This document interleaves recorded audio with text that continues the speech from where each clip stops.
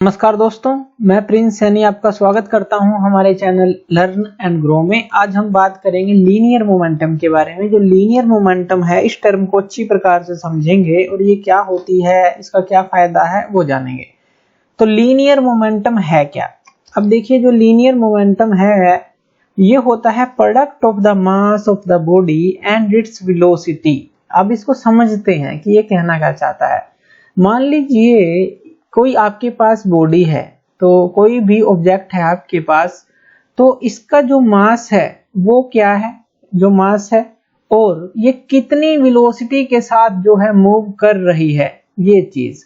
तो इसको, इन दोनों को अगर हम कंबाइन कर दें, यानी कि मास इनटू वेलोसिटी कर दें किसी भी ऑब्जेक्ट की, तो वो हो जाता है हमारा लीनियर मोमेंटम। तो उसको हम बोल देते हैं लीनियर मोमेंटम। तो इस तरह से मास इनटू वेलोसिटी आप इसको कह सकते हैं, product of the mass of the body and its velocity. इस तरह से आप इसको डिफाइन कर सकते हैं। लीनियर मोमेंटम क्या हो गया? Mass into velocity. और इसको आप अगर नोटेशन देना चाहते हैं तो लीनियर मोमेंटम को हम इस तरह से शो करते हैं, स्मॉल p, और इसको हम इस तरह से एरो देते हैं ऊपर, वेक्टर क्वांटिटी है ये। तो मास जो है इसके ऊपर एरो नहीं होता, क्योंकि मास की कोई डायरेक्शन नहीं होती, इसके पास सिर्फ मैग्नीट्यूड होता है, स्केलर क्वांटिटी है ये। और वेलोसिटी हमें पता है इसके पास मैग्नीट्यूड भी है और डायरेक्शन भी है, तो वेलोसिटी वेक्टर क्वांटिटी है। तो P क्या हो गया? m इंटू वी, यानी कि मास इंटू वेलोसिटी। ये एरो आप समझ गए होंगे कि हमने V और P पे क्यों लगाया है, m पे क्यों नहीं लगाया, क्योंकि m क्या है? स्केलर क्वांटिटी है। अब देखिए ये क्या है, अगर पूरे लीनियर मोमेंटम की बात करें तो ये एक वेक्टर क्वांटिटी है, जैसे कि हमने यहाँ पे देखा। तो इसकी डायरेक्शन क्या होगी? अब मास की तो इक्वल किसके है? ये m इंटू वी के। मास की कोई डायरेक्शन है ही नहीं, इसके पास सिर्फ मैग्नीट्यूड है, यानी कि लीनियर मोमेंटम की डायरेक्शन वो होगी जो वेलोसिटी की डायरेक्शन होगी। तो इसकी डायरेक्शन सेम होगी as the direction of the velocity of the body, या जो भी बॉडी की वेलोसिटी की डायरेक्शन होगी वही हमारी लीनियर मोमेंटम की डायरेक्शन होगी। इसकी अगर एसआई यूनिट की बात करें, वो है केजी मीटर पर सेकंड। इसको हम समझेंगे कि ये क्यों है। इसी तरह से सीजीएस यूनिट की बात करें तो वो है ग्राम सेंटीमीटर पर सेकंड, यानी कि एसआई यूनिट तो बड़ी यूनिट होगी किलोग्राम में और मीटर में, सीजीएस यूनिट इससे छोटी हो गई ग्राम और सेंटीमीटर में। टाइम की यूनिट वही रहती है, ये हमें पता है। चलिए इसको समझते हैं कि ये यूनिट है क्यों, और इसका जो डायमेंशनल फॉर्मूला है लीनियर मोमेंटम का वो है क्या, उसको हम जानते हैं। तो जो डायमेंशनल फॉर्मूला होता है लीनियर मोमेंटम का, वो होता है m1l1t-1। m मतलब मास, l मतलब क्या हो गया? कोई भी हमारी जो लेंथ से रिलेटेड जो डायमेंशन है वो, और t मतलब टाइम से रिलेटेड डायमेंशन। तो चलिए इसको समझते हैं। p क्या है हमारा? m इंटू वी है। तो यहाँ पे जो p है आप उसको स्मॉल ले लीजिएगा, तो यहाँ पे जो p है वो स्मॉल p है। p m इंटू वी हो गया। तो ये हमने ले लिया कि मोमेंटम जो है मास इनटू वेलोसिटी है। अब जो P है वो क्या है? इक्वल टू मास इनटू, और जो वेलोसिटी है, अब यहाँ पे ये भी यहाँ पे स्मॉल m है, तो स्मॉल m से आप डिनोट करेंगे, स्मॉल p है तो सभी स्मॉल चलेंगे, तो ये आप ध्यान रखिएगा। तो ये मास तो हमने यहाँ पे ले लिया। अब वेलोसिटी की जगह आप क्या लिख सकते हैं? वेलोसिटी की जगह आप लिखते हैं डिस्प्लेसमेंट बाय टाइम। यही होता है डिस्टेंस बाय टाइम। अगर आप स्पीड की बात करें, वेलोसिटी क्या है? Displacement by time. तो डिस्प्लेसमेंट को आप क्या लिखते हैं? l, और जो डायमेंशन जो इसकी लिखेंगे l लिखेंगे लेंथ में, और ये जो टाइम है उसकी t, यानी कि l बाय टी हो गया। तो मास इंटू, यहाँ पे जो मास है इंटू l बाय टी हो गया, ये हो गया। उसके बाद जो मास जो है वो आपने कैपिटल M में शो कर दिया डायमेंशन दिखाने के लिए। L ये है, और ये T जब ऊपर जाएगा तो ये -1 हो जाएगा। तो MLT-1, जो कि हमने यहाँ पे डायमेंशन फॉर्मूला देखा। अब यहाँ पे एक और चीज देखिए, जो इसकी यूनिट हमने एसआई यूनिट की बात की कि वो किलोग्राम, उसके बाद क्या था? मीटर पर सेकंड था, यही था, ये S-1 था। अब यहाँ पे अगर एसआई यूनिट की बात करें तो मास क्या होती है? मास की यूनिट किलोग्राम, और डिस्प्लेसमेंट की क्या हो गई यहाँ पे? मीटर, और टाइम की क्या हो गई? सेकंड, यानी कि इसकी ये एसआई यूनिट बनती है। इस फॉर्मूले से आप देख सकते हैं। इसी तरह से सीजीएस यूनिट देखें तो इससे छोटी हो जाएगी ग्राम सेंटीमीटर पर सेकंड। तो s-1 भी लिख सकते हैं या पर सेकंड भी लिख सकते हैं। तो ये इसकी यूनिट इस तरह से आप डिनोट कर सकते हैं। तो ये यूनिट भी आपको पता चल गई कैसे आई, और डायमेंशन फॉर्मूला भी आपको पता चल गया इसका कैसे आया। चलिए आगे चलते हैं। तो ये फॉर्मूला आ गया इसका डायमेंशनल फॉर्मूला। बात करते हैं लीनियर मोमेंटम के अंदर कुछ तथ्यों की, यानी कि अगर m कांस्टेंट हो जाए, p क्या है हमारा mv के बराबर है। हमें पता है जो p है किसके बराबर है, m into v के बराबर है।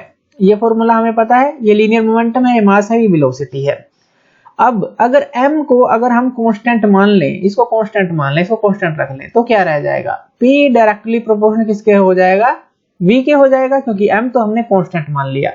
तो इसके लिए अगर हम ग्राफ बनाएं p और v के बीच में, तो मान लीजिए ये जो है हमारा ये p है, इसको हम p ले लेते हैं, और ये जो है v है वेलोसिटी। तो वेलोसिटी के हिसाब से जो मोमेंटम है वो कैसे चेंज होगा या ग्राफ कैसा बनेगा, सीधी एक लाइन बनेगी। क्यों, क्योंकि यहाँ पे क्या है, m हमने ले लिया है कांस्टेंट। तो m क्या ले लिया हमने, कांस्टेंट ले लिया। अब देखिए P के अंदर P इक्वल टू mv के अंदर m कांस्टेंट ले लिया, तो P और v के बीच में इस तरह की एक लाइन आई, यानी कि जितना P होगा उस क्षण उतना v होगा, या कहें कि v जितना चेंज होगा उतना ही P जो है होगा। तो इस तरह से किसी भी पॉइंट पे आप ले सकते हैं। उसके बाद बात कर ले, अगर हम v को कांस्टेंट कर दे, यानी कि यहाँ पे v को कांस्टेंट कर दे, तो P जो है डायरेक्टली प्रोपोर्शनल किसके हो जाएगा, m के हो जाएगा। इनका ग्राफ अगर हम देखें P और M के बीच में, तो वो क्या रहेगा, P और M के बीच में, तो वेलोसिटी जो है या कहें कि जो ग्राफ है वो क्या आ जाएगा, P और M के बीच में ये आ जाएगा, और वेलोसिटी जो है यहाँ पे वो क्या है, वेलोसिटी रहेगी यहाँ पे कांस्टेंट। तो इस तरह से ये ग्राफ हमारा बनता है। अगर हमारा v कांस्टेंट हो तो p डायरेक्टली प्रोपोर्शनल m आ जाएगा, यानी कि मास के हिसाब से जो है हमारा अब जो है लीनियर मोमेंटम चेंज होगा। किसी भी पॉइंट पे ले लें, इस पॉइंट पे ले लें, इस पॉइंट में ले लें, किसी पे पॉइंट पर ले लें। अब हमने m को कांस्टेंट रखा, v को कांस्टेंट रखा, और p को देखा हमने कि वो किस तरह से चेंज होगा या p किसके डायरेक्टली प्रोपोर्शनल होगा इन ग्राफ्स के अंदर। अब बात कर लेते हैं थर्ड पॉइंट की। इसके अंदर हम लेते हैं कि अगर दो बॉडी अनइक्वल मासेस की हों, यानी कि m1 और m2 उनके अलग अलग मास हैं, दो बॉडी हैं हमारे पास, लेकिन उनके पास लीनियर मोमेंटम सेम हो। इसका मतलब क्या है, p1 इक्वल टू p2 हो, p1 इक्वल टू p2 तो हो, यानी कि लीनियर मोमेंटम इक्वल है।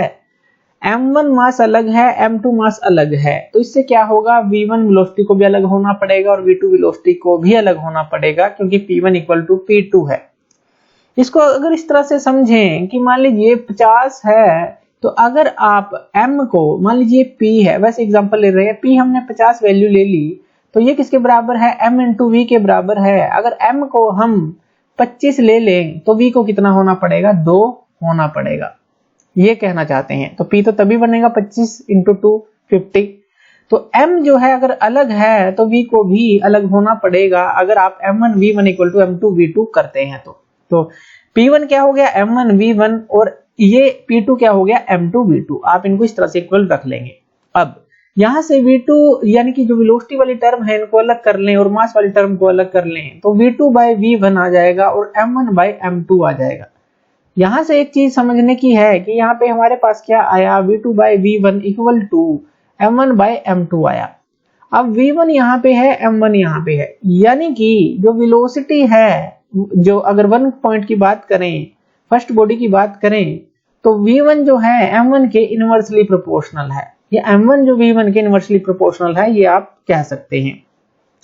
तो वेलोसिटी जो है बॉडी की, जिनके पास इक्वल लीनियर मोमेंटम है, लेकिन वो वेरी करती हैं, चेंज होती हैं इनवर्सली एज देयर मासेस। जैसे कि v1 जो है m1 के इनवर्सली प्रोपोर्शनल है, v2 m2 के इनवर्सली प्रोपोर्शनल है। तो ये वेरी करते हैं इनवर्सली एज देयर मासेस, जो बॉडी के मासेस हैं उनके।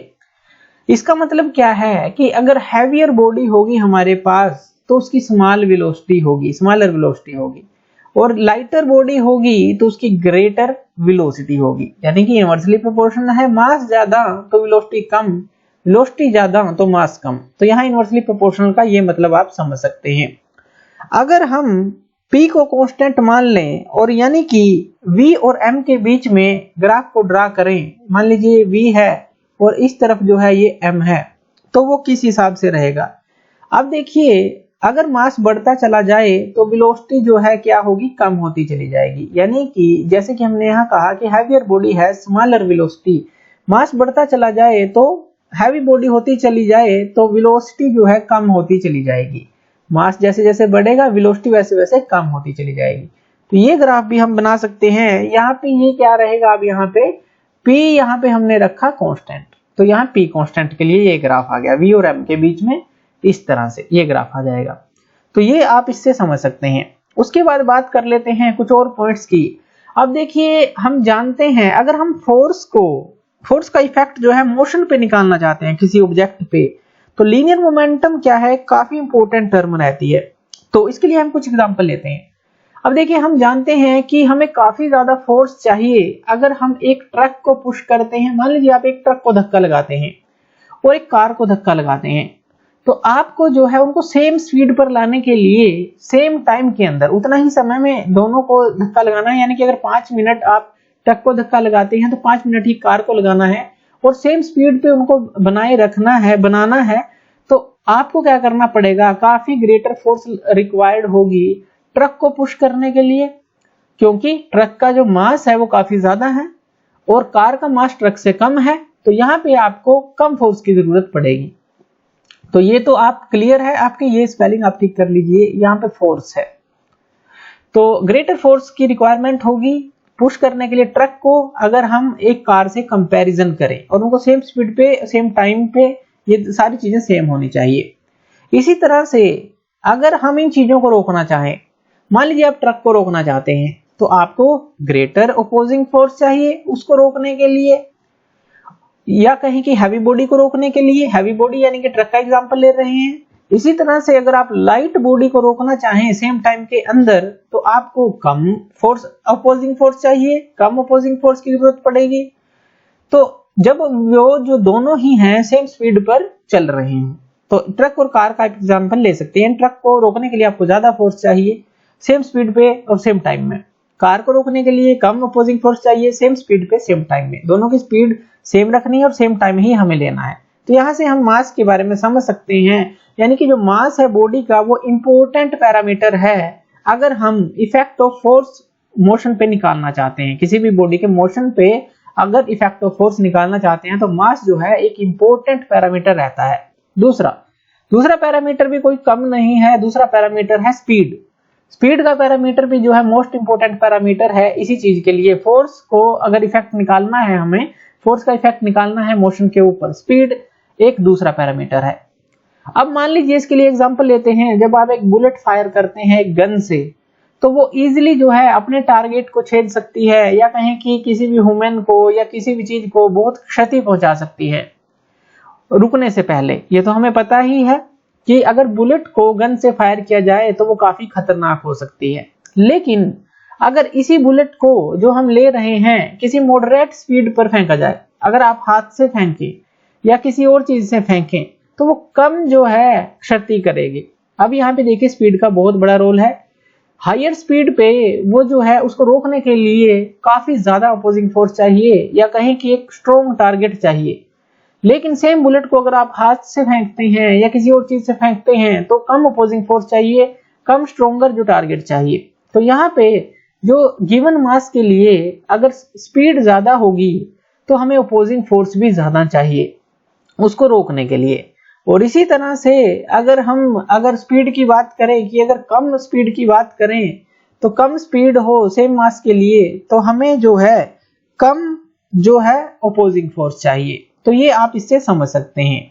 अब यहाँ पे अगर हम देखें तो अगर हम इन दोनों चीजों का कॉम्बिनेशन लेते हैं, यानी कि प्रोडक्ट और मास का, जो प्रोडक्ट है मास और वेलोसिटी का, जो कि हम लीनियर मोमेंटम की बात कर रहे हैं, तो वो एक इंपॉर्टेंट क्वांटिटी बन जाती है अगर हम इफेक्ट ऑफ फोर्स निकालना चाहते हैं किसी भी बॉडी के मोशन पर। तो दोनों ही चीजों का प्रोडक्ट जो है काफी इंपॉर्टेंट बन जाता है, जिसको हम बोलते हैं लीनियर मोमेंटम। तो ये था हमारा लीनियर मोमेंटम, जिसको हमने कुछ एग्जांपल से समझा और इसको क्लियर करने की कोशिश की। Thank you.